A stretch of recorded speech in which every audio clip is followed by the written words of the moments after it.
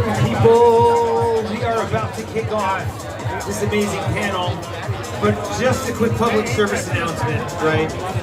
We are streaming live, right? Not only are we streaming you guys live, but we're streaming you guys live into the metaverse, right? So everyone there is live in the metaverse. We're going from here to there, and then the metaverse is getting streamed into here. So we're going like super meta here. All right, we're gonna kick off the panel in just a couple minutes, so we can have our panelists head on up to the stage.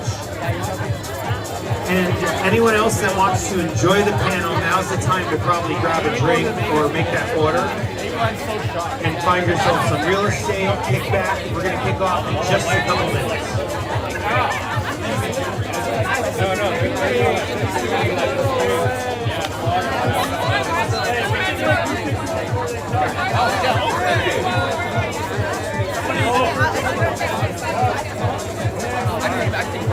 Yo, Satoshi! Hey, everybody get in on this! Satoshi, come on. Hey! Your photo on this side, Hey! Nice to meet you. Yes, where we go? I'll see. Just in time. Dance up.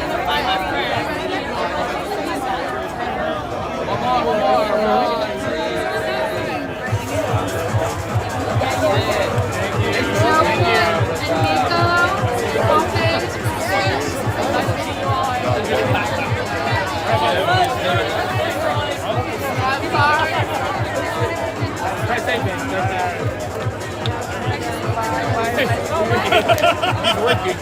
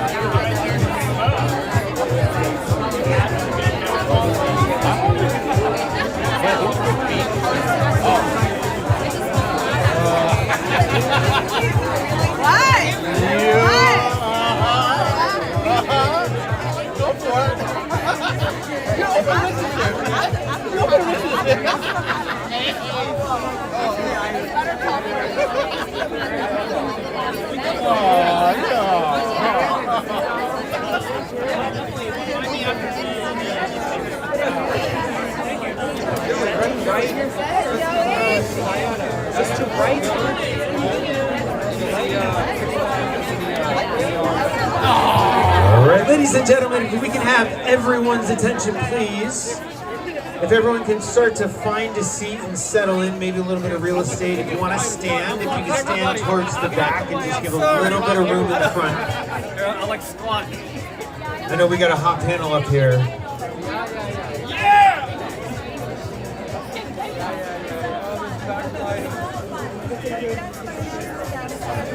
We also got the tree spray. Telepathy works fast.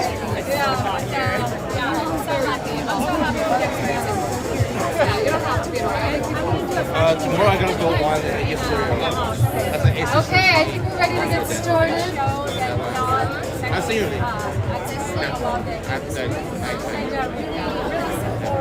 Hi, everybody. My name is B. Davies, and this is Paris Holland, and our other co-founder, Patrice Ray, and we're Hive Global Media.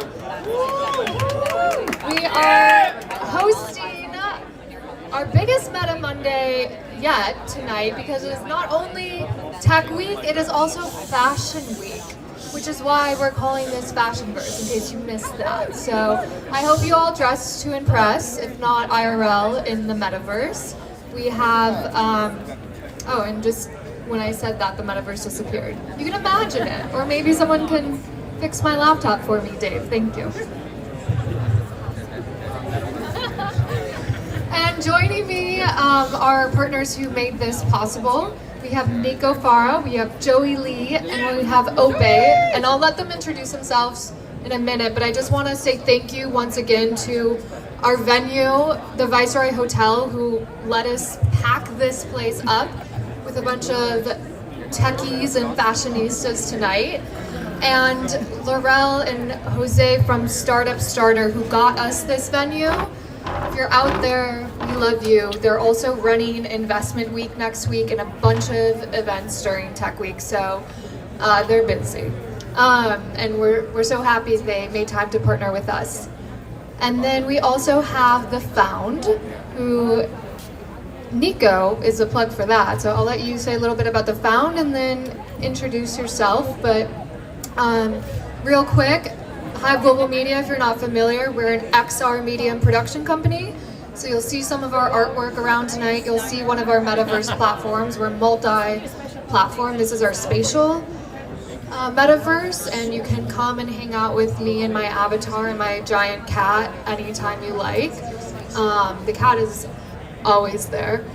I am sometimes there. But yeah, I'll let you take over, Nico. Thank you. And I think we're going to do a quick intro of what this idea of like metaverse fashion is and digital fashion, because I know not all of you are in the fashion space. So we're going to get to that as well, right? Oh yes, after you introduce yourself. All right, cool. So I'm Nico Fara, and I am an engineer by training who loves fashion and pop culture. So I found my way into this industry over the past 6 years. I built different technologies and communities around the intersection of emerging tech and pop culture. And before AI was even cool, we were building like virtual try-on solutions, size recommendation, style recommendation, all with computer vision. And we're still far away from full adoption of all these technologies, but we were innovators in that space. And then I founded a community of digital fashion designers and fashion tech enthusiasts in the Web3 space called the Fashion DAO. And we had lots of events physically and virtually back in New York. And we have been all about promoting more sustainable way of expressing ourselves. And I'm also very active in the immersive experiences side and gaming this space. I'm on the board of International Game Developer Association here in LA. We're going to do events with them as well. Would love to have you all in there. And I host a weekly live show on LinkedIn and YouTube every Tuesday, 9 a.m. PST. You can catch us tomorrow. And we interview thought leaders in the intersection of pop culture and emerging tech. And through all of this, I have met great people, including Ope, who have been innovators in this space. And I had the pleasure to be on the panels with them or work with them. So you're going to hear some of our experiences. And Joy is an amazing innovator in this space and gaming as well. So grateful to be here. And thank you for all of you for being here. Thank you. Yeah! Woo! Hi everybody, I'm Joey Lee, CEO and founder of Pixel Canvas. Yeah, Joey. So we are a metaverse platform that have done a lot of virtual work, virtual experiences for global brands. recently described as Roblox for adults, which I really like. A lot of people resonate with that one. But yes, Is that trademark? Can I take it? No, I took it first.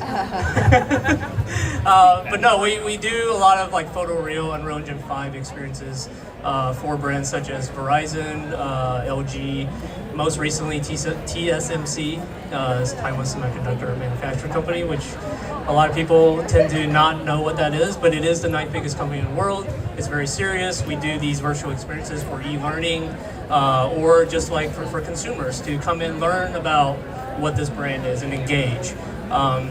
So for me, I've worked 10 years before this, starting Pixel Canvas as physical event design, working with big brands like AT&T, Amazon, and Toyota, right? So transitioning to the virtual space. Actually, they're playing our video right now. So everybody look on the screen there. Some of the work that we do, very Unreal Engine quality, web-based. So we use pixel streaming. So all devices, you can come in from your phones, laptop, desktop. And this is the event we did 3 weeks ago with Epic Games in London. So I will talk a lot more about that during our panel. So thank you.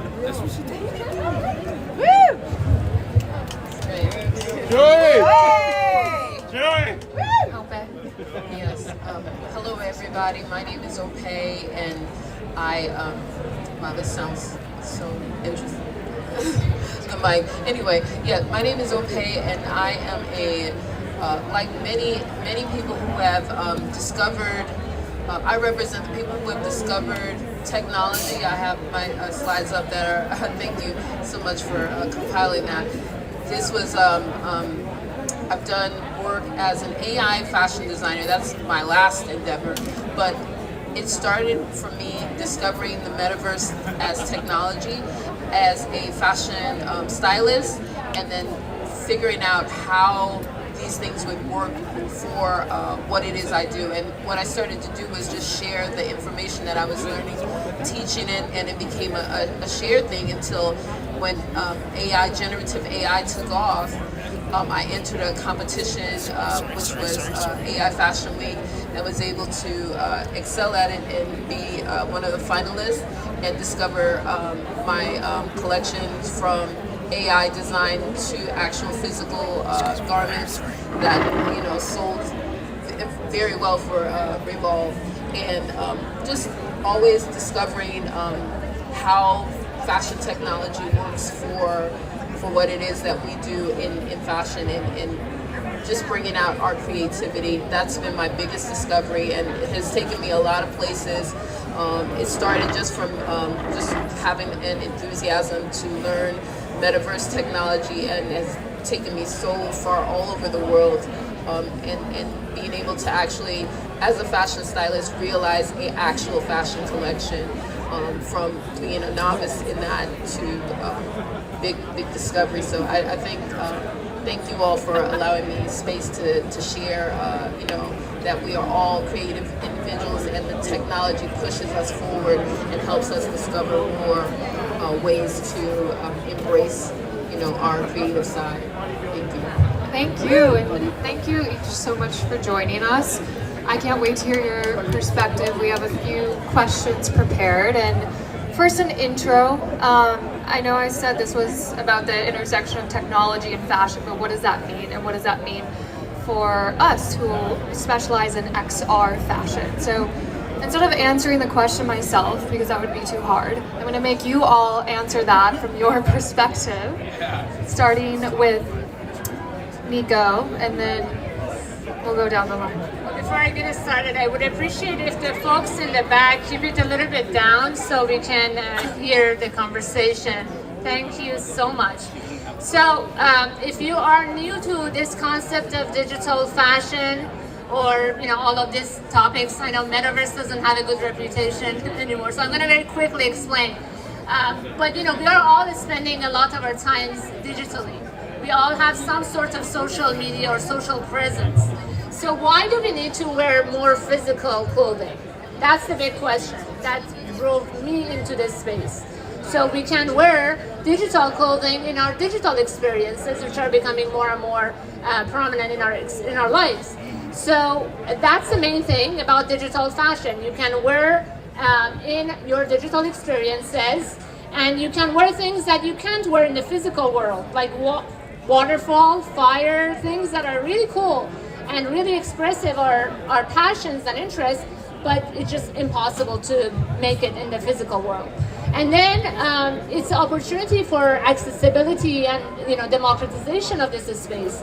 Talented creatives like Ope, if they wanted to get into the fashion industry and make their own line, previously it was so much harder. So this is such a great opportunity that they can directly, use these technologies to bring their ideas to life, and then get access to the communities that can actually purchase this and use it. And it could be both physical and digital.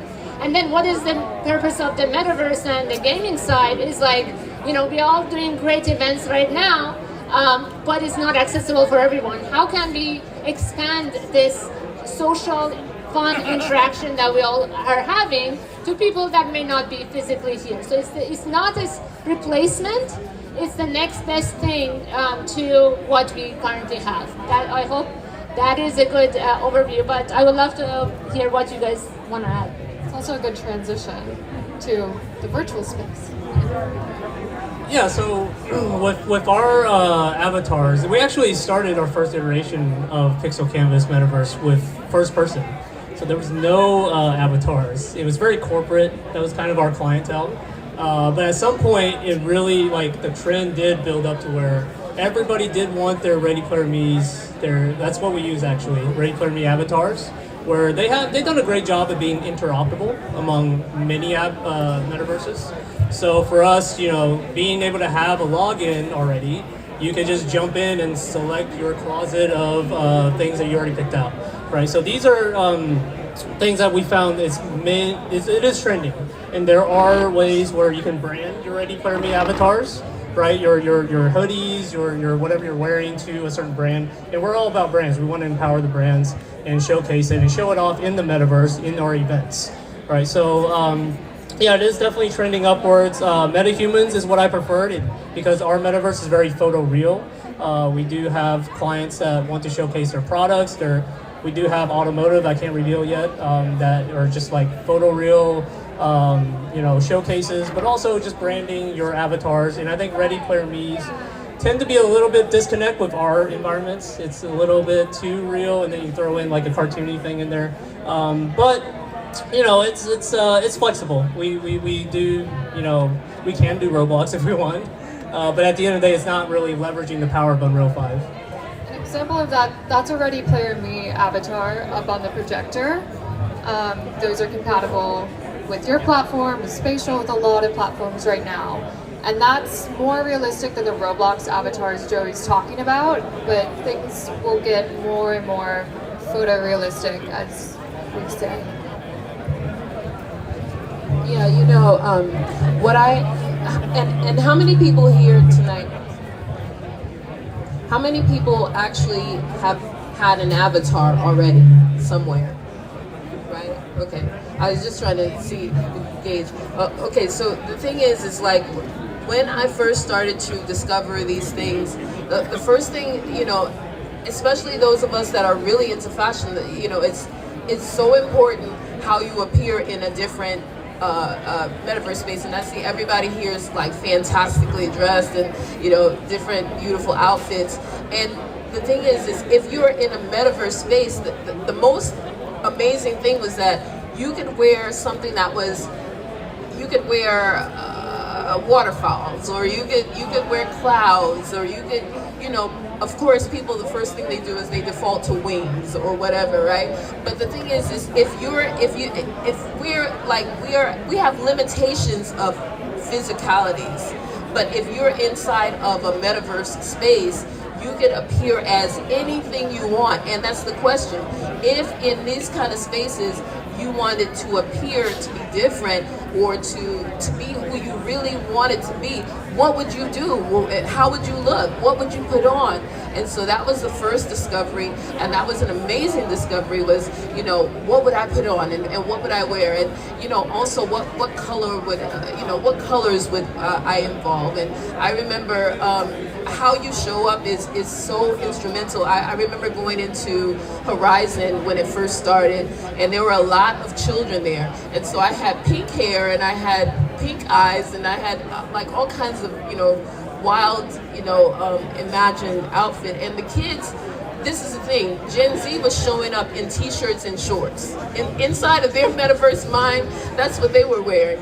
And so they were like, well, who is she? Is she Nicki Minaj, or what's going on with her? You know, it's so interesting to see how you appear and how people take you, and, you know, how fashion is actually, even in these spaces, even if you were to appear as a cartoon, or if you were to appear as a metahuman, like, it's very meticulous, our attention to what it is that we want to wear and how we show up. So how we're showing up in these spaces is just as important as how we show up in the spaces, like how everybody is showing their identity and who they are. I remember there was one time we had a situation, because I was doing a lot of metaverse touring and going to different spaces, and then we had these people who attacked us in the space, and so everybody was like, well, who do you think did it? And the thing is like, in the space they were like, oh, that guy is wearing a trench coat, so maybe he did it, or maybe it was this person because this person is clear, you know, because inside of a metaverse space you can be anything you want. But it was like these guys who were wearing like plain plaid t-shirts, shirts, that, you know, there was even that judging of people inside of a space that was like virtual or whatever. And again, to his point, that, you know, you can appear to also be very focused and look just how you look in real life, or you could be a cartoon version of yourself, or you could be a dinosaur, or you could be, well, you know, there's so many possibilities, but all of that is still clothing, right? And so the experience that we have as people going into these spaces is exponential, because we can be and look like anything we want to look like. And we have these experiences. You can experience it from a very tactile, or you could jump into it, or you could wear it as what we call augmented reality, and we could experience it. We're already doing it if we're wearing filters. Like, if you're already wearing a filter, you've already gotten into that augmented reality version of yourself. But now you have the opportunity, and hopefully we'll start to see that with the glasses. You'll get the glasses, and then I can see, like, you know, the different outfits that maybe somebody has invested. Nobody else can see that, or, you know, whatever way we want to do that. But augmented reality and virtual reality spaces are giving us more opportunities to explore fashion and discover more about ourselves as it pertains to fashion. Like, you wouldn't even realize how into these things you get once you start getting dressed. Sorry. Thank you. I mean, I think we just covered questions 1 and 2 that I was going to ask. So, and I know we all just want to party. Don't worry, we will till 10 p.m. and then we won't. So I want to get to the important hot button issues in the digital fashion space. But do we first feel comfortable? Like, do we get it? Here are some examples for those few of you in the front. These ones Paris created. Hey. Paris is like, she creates everything for Hive. She created the metaverse over there. Yeah, shout out to Paris. Catrice and I, we keep it together in other ways. But, okay, back to the hot button issues that Nico came up with. Thank you. Usually ChatGPT is coming up with my panel questions, so thank you so much. These came from a human, I think. Nico's perfect, so you never know. She might be a robot, off-market robot. Okay, what are some challenges that you've experienced in the XR fashion space? And I want to start with you from a technological perspective, Paris. Well, people have unreal expectations of a very new emerging technology. So we have the ability to do a virtual try-on. We have the ability to augment reality and create metaverses. But the hyperrealism only goes so far at this particular moment. It's not as hyper-real as some people would expect it to be, which I don't think is entirely a bad thing, because not everybody wants hyper-realism. Some people do want more of a stylized cartoon, anime, painted, whatever. You can have any of that, really. But I think that at this particular moment, because it's such a new technology, we are not at the level where if I go in front of an AR mirror and put on an AR filter, it doesn't appear that I am literally wearing a garment. And I've gotten deep down the rabbit hole on trying to figure out how to get it to that point. Sasha, wherever you are, both of us, we're obsessed with that, so he knows the struggle. Which is what is the biggest thing that I would like to see as far as augmented reality goes. I would like the virtual try-ons to get to that point, to where it looks like I have a different shirt on. It looks like I have an entirely different outfit on. But at this particular moment, it's still a little more video game-ish, I guess is the word I would use. I just want to add, or the ones that are really good, you have to like take 360 video or image. So it's just barrier to entry. You got to do the scans and that kind of thing. So, and that's not easily accessible to the average person. They're like, how do I do that? I don't know how to do that. Or they're not used to it. It's a change of consumer habits. Yeah, but I think if we get it to that level, it would be a good way to be a little more sustainable instead of mass producing. Well, we're getting into it. Instead of mass producing right away, you know, you have the ability to try that garment on, you have the ability to see how it fits on your body, and then you can determine whether you want to actually buy a physical copy of it, or maybe you don't, and you just want to put it on your avatar, or you want to do both. I mean, really, that's the point, and it's to get to the level of where we're not mass producing and doing fast fashion so quickly. So, yeah, go ahead and continue, Nico. So on the high level, I'm going to tell you the challenges is one, adoption.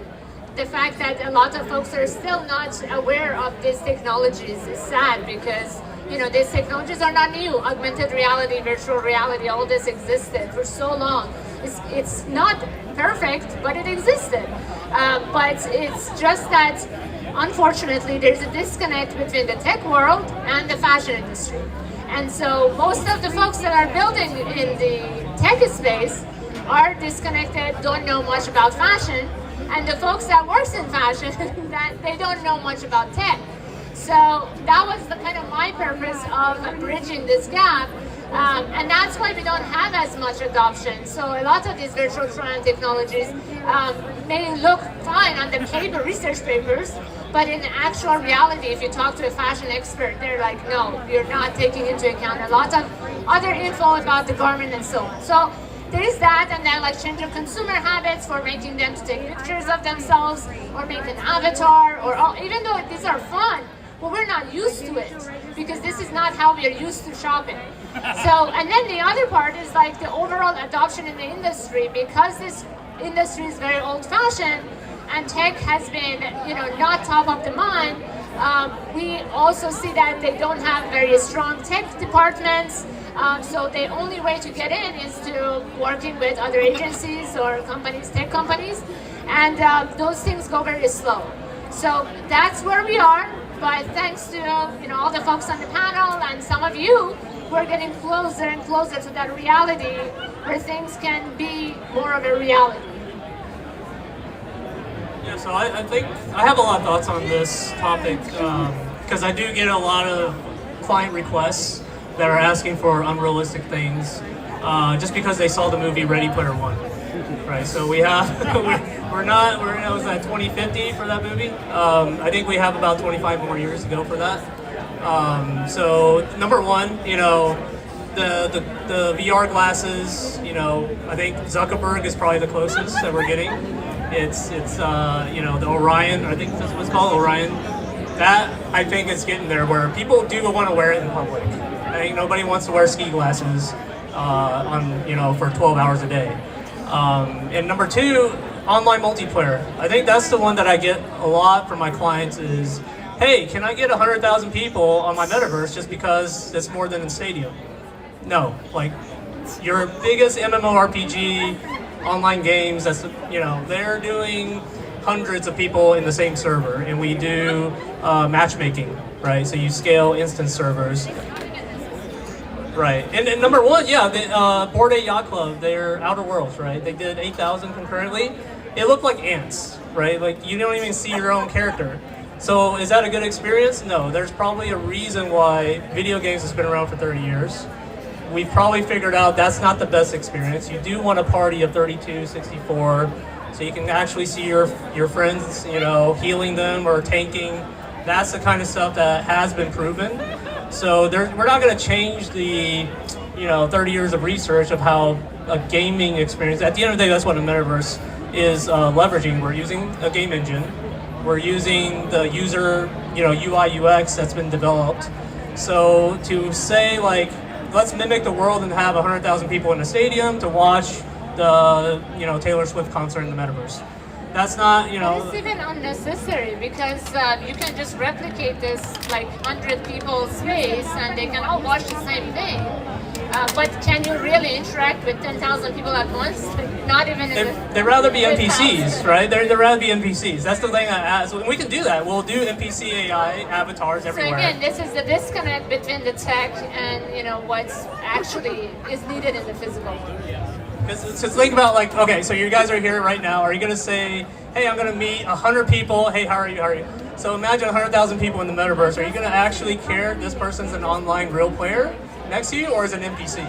Right? It's the exact same thing. It's like, it doesn't matter. You're not going to. You'd rather have a party of 16 that of your friends of your group that you're communicating with and you're having a good time. Quickly, what NPC is non-playable characters. So any avatar that is not real human behind it, it could be programmed to just do the same thing, or it could be an AI behind it. So that's my thoughts. Pass it on. Yeah, there are lots of different challenges in everything because I've come from a lot of other perspectives of having listened to people, having taken people into different metaverse platforms, having tried to build different things inside of different metaverse platforms and tried to build fashion inside of all the different platforms that I've experienced because that was what I wanted to do. I wanted to build fashion. And sometimes that was hard because there might be a curve to learning the decentralized currencies and things like that. I had to go through a whole thing about, you know, decentralized finance that was a big learning curve. Also, my desires to create as a fashion creative, I wanted to create fashion in the different spaces. And sometimes like what Paris is doing is not easy for a person like myself who hasn't had a 3D background. Like I want to do that. So there's a need for collaboration. You have to be an outgoing person. You have to be able to connect with people. You have to really push yourself if you're one of those people that is strictly creative in your head. And I was saying this to a few people before. Like, I'm not a naturally outgoing person because I'm shy, actually. But you need that because there are so many people that are creative around you that is needed for us to actually get together so we can propel the, you know, everybody's genius, because everybody's going to have a different way that they contribute to the picture, and the only way that we can do it together is to get together. That's the main thing. The other thing is that there's sometimes a lack of enthusiasm because people are fearful of the technology. They feel like the technology is going to replace them. I sometimes feel like the people that would embrace it more would be from a gamer perspective, but not even that they're gamers necessarily, but because they're coming up in the Gen Z or the Alpha generation, clique, and it's harder for to have these conversations with millennials or Xers and sometimes boomers, because they're people that embrace it throughout, but it's harder to find the embrace without people being so fearful that it's going to take over their job. And the thing is you have to learn language. Like it's a machine, it's a language that you have to learn. So there's no way that anybody else can do it unless they actually know the language. You know what I mean? So, and what I'm saying is, everybody here does something very specific on their job, and you know the language of that. I would know the language of, like, I'm trying to make AI films, right? I don't know the language of a filmmaker. So I'm not a threat for a filmmaker, because it would take me forever just to make the camera pan in the discovery of that, right? And people feel like, oh, you're making AI films. I really don't know what I'm doing. I'm just making something look cute, and I'm making it like, if it zooms in, it'll zoom in, but I don't have the language. What I do have language for is fashion design. I'm able to create in fashion. So it's trying to get people to understand that you would be the best person to do what it is that you're doing, not someone else. And these technology things are tools to help you be the best person that you already are. Like, it's gonna make you discover your fullest potential rather than take anything from you. Yeah, thank you.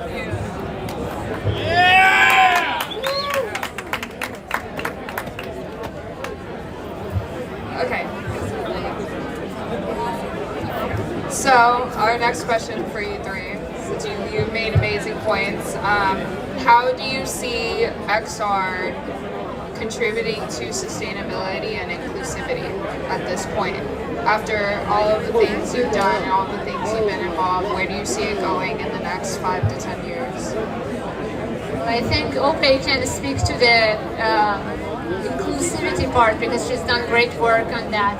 But on the sustainability side, again, it goes back to two things. One is on the production side. If you have been in the fashion industry, it's one of the most polluted industries. And if you're not in the fashion industry, you're still buying clothes, you should know that it's one of the most polluted industries. And so how can we prevent that from taking over the world? And this is where the digital fashion and these technologies come in. In the production, for sampling, design, there are a lot of waste that we can prevent. And then the other part on the consumer side, again, we have a lot of waste. When you buy clothes that is not your fit, or it doesn't look good on you, that's what the virtual try-on is for. That's what the size recommendation, the style recommendation, all these things are, because a lot of us are shopping online, and we don't know how it's gonna look. We don't know how it's gonna fit. So how are we gonna make the right choice? Instead, we are buying 5 different versions and then just returning, and we think it's free. Nothing in the world is free. So you are you're contributing to waste, and the air you breathing is free. yeah, and Oxygen is free. even that. No, it's not. Oxygen is free. I mean, it's you're paying tax for. But anyways, so yeah, it's just you have to be more conscious, and so these tools are going to help us, make a difference. And so I'm a big fan of it just because it makes a difference. I'm vegan, I care about the environment, and we should start incorporating these technologies for good. So I can speak on the technical side of sustainability. I think right now, to run these metaverse platforms, it's all servers. It's all servers. To give you an idea, we are using, it's called pixel streaming technology. We're using these server farms or data centers to run these events, some up to tens of thousands of people per user per machine, right? So now you're looking at a lot of power, lots of, there's a lot of work there to do. 4 years ago, this technology was astronomically expensive, didn't make sense at all. And that's why there are platforms like Spatial and the WebGL ones that made a lot more sense back then. And you do see a majority of platforms going with the Unity WebGL solution. Whereas I was one of the few, I was like, you know what, I need to look photoreal, I need my Unreal Engine quality, let me do this, the servers are gonna come down eventually. Fast forward to today, I do believe that was the right decision. You look at all the servers that are being scaled, the GPUs from AI, scaling all these server farms very quickly. naturally the costs are coming down. So even Epic Games, they went all in on pixel streaming. They knew that like they dropped HDMI support. They're like, this is the future. We're going to stream everything on these server farms. But sustainability wise, you know, like, can you imagine how many servers we would need to have 100,000 people concurrently, right, online? So these are kind of the questions that, you know, I'm not the hardware guy, but I do work with a lot of the supply chain like TSMC, NVIDIA, all the way down, Supermicro. They are figuring it out, right? They are, you know, the hardware needs the software to showcase what they're doing. And that's where we come in. We want their hardware to go faster and better, more users, more servers for us. So this is a constant back and forth that I think it requires both to scale this for the future. Yeah, you know, so I can speak on both ends. I did a project with Walmart a couple of years ago, well, like maybe 3 years ago, and it was their virtual try-on. They had they still have it right now, a virtual try-on closet. And what it was is, you know, we worked with, I cast like all these, like 50 women of all sizes, starting from 0 to like, I think we went up to size 24.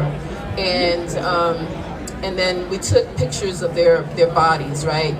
And when you go on Walmart, for some of their clothing, you can have a model that is closest to your body type, because we did all kinds of body shapes, right?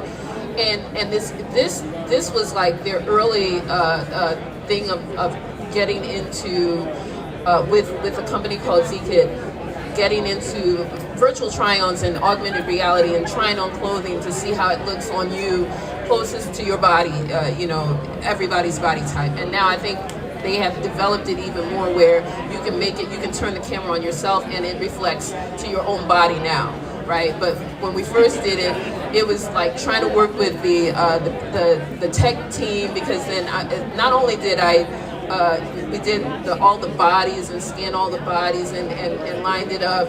You know, we took pictures of all the different women in very minimal clothing and matched something to their bodies. And then when we were styling the pieces, I had to style the pieces so that it would fit onto the body, and that the mapping the body, you know, this is something that it started 3 years ago. It's gotten a little bit better. It's going to get much better in the future, right? We'll be able to try these clothes on.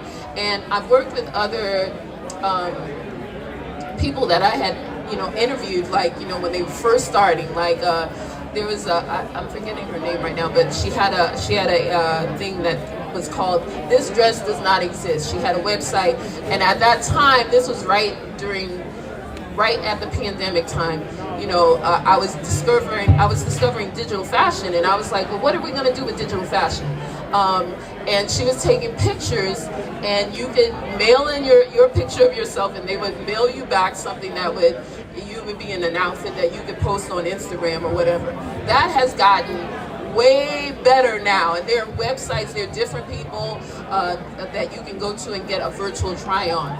And even I had gotten, you know, later on, you know, once we got into generative AI, I started experimenting with, you know, taking people and then putting them in clothes. Like I started with Ice Spice. Actually, I started with Whitney Houston, and then it got better with Ice Spice, right? But I'm just saying that it's getting better and better, and it's almost undetectable now. You know, so in another 5 years, we'll be able to wear whatever we want to wear, however we want to wear it, in whatever shape and form. I'm just looking forward to seeing like how it might be, like, you know, like out here in, you know, in the world, and I can't imagine. Yeah. Well, that leads me to my final question, and then we can party, which is, what is the future, or the future that you see, especially based on what the niche you have in XR fashion, in a sentence, if you will? I'm hoping that we can create better user experiences, so that bridge that I was talking about is actually, the gap is filled. And, you know, we would not be thinking of metaverse as something scary. It would be just another thing like social media. So I think the evolution of internet. I think right now, you know, Web 2, very flat. 2D websites, 45 seconds per website is the user average.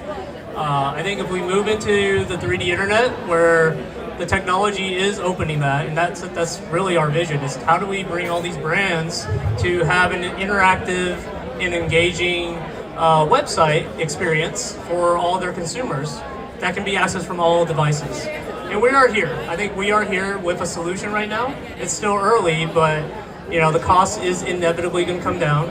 The technology will always get better, you know, and it's inevitable. It's going to head better. Yeah, I'm just looking forward to seeing what we can wear in the future, like how that would be and like, you know, what that would look like. I'm going to keep it real simple because I could go forever. All right, thank you. I think we all could. Paris, any final thoughts? Honestly, I agree with what you're saying. I'm curious to see where fashion will go, and then also just seeing how things become just the norm, I guess, you know. What are you wearing physically today? What are you wearing virtually? You know, I think it's fun. It's fun. I mean, just dress up. We're playing dress up, and it's the funnest way. Okay, we can take one question. This better be the best question you've ever asked in your life. Oh, did I make it intimidating? Shoot, that wasn't on purpose. I wasn't trying to wrap this up. I have a comment. Well, I have a comment. is it the best comment you've ever made, though? It's a good comment. Okay, come. Okay. To the mic. Okay. Hi, I'm Adari. So I used to own a few fashion companies. The last one was a fashion tech. I sold it a few years ago. It was a liquidation system on the blockchain. I know the business upside and down. Right now, I'm running a private equity firm for $500. And shout out for you because you know the industry upside and down, and you know the physical and virtual business and fashion business is not fun at all. It's absolutely not fun. But you know it very well, so good job. Thank you. That was the best comment I've ever heard. So follow all of us to find out the future of fashion and see if we were right. Everybody is tagged on our Instagram page, High Global Media. There'll be QR codes up here tonight that you can scan. You can enter the metaverse. You can try on the bee crown that Paris made. So you can all be a queen bee for a night, forever in the metaverse. And yeah, have fun. We have sounds by Oki Araya. And once again, thank you so much to our lovely panelists, our partners for tonight, and our venue, the Viceroy. There are drink specials, in case you didn't know, 20% off food and bev, and champagne for groups of 6 or more. So have fun with that. Thank you. Thank you. Yeah.